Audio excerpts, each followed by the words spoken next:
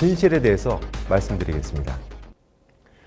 검찰은 이재명 대표가 2018년 12월 말 김진성 씨와의 전화통화에서 약 17년 전 상황에 대해 허위의 진술을 교사했다라고 주장을 하면서 이재명 대표를 기소했습니다. 즉, 2002년 당시 KBS과 김병량 성남시장이 이재명 대표를 주범으로 몰기 위해서 KBS 최초로 PD에 대해서만 고소 취소하기로 협의를 했다라는 김진성 씨의 위증을 교사했다라는 것입니다. 하지만 이 사건이 정말 위증교사라고 할 수 있을까요?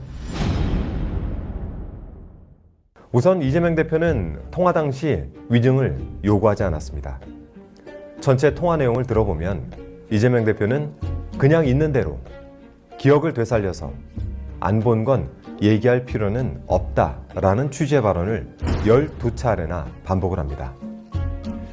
있는 그대로 말하는 것에 사전적 정의가 달라지지 않는 이상 해당 통화 내용은 이재명 대표의 결백을 확인시켜 줄 뿐입니다. 그리고 이 사건은 법리적으로도 위증교사가 될 수 없습니다. 일단 2002년 당시 KBS 측과 김병량 성남시장이 고소 취소를 협의했다라는 점은 이미 확인이 된 사실입니다.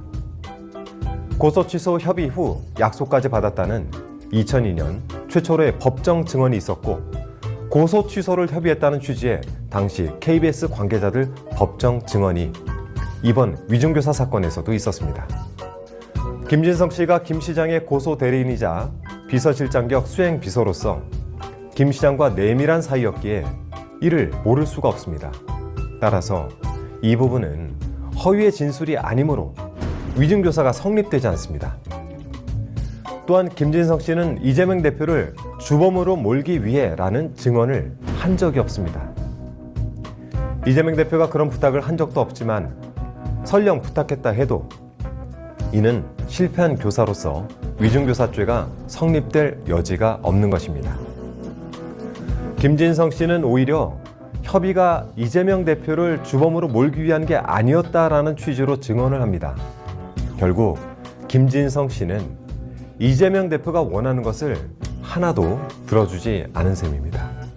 그럼에도 불구하고 검찰은 중요 발언 내용을 누락하고 맥락을 왜곡해서 공소장을 작성했습니다. 무조건 유죄라는 결론을 정해놓고 끼워 맞추기 식으로 기소를 하다 보니 공소장이 창작물이 되어버린 것이죠. 심지어 검찰은 공소 사실과 모순되는 상황이 담겨 이재명 대표에게 유리한 증거인 변호사와 김진성 간 전화통화 녹음 파일을 수사기록 목록에도 안 써놓으면서 사실상 숨기기까지 했습니다. 거짓은 결코 진실을 이길 수 없습니다. 이는 검찰의 조작과 왜곡으로 점철된 위증교사 사건에서도 마찬가지일 것입니다. 인권과 법치의 최후 보루인 법원에서 검찰의 저열한 술수에 현혹되지 않고 올바른 판단을 해주실 것이라 믿습니다. 국민 여러분, 이재명 대표의 결백을 믿고 끝까지 함께 해주시길 부탁드리겠습니다. 고맙습니다.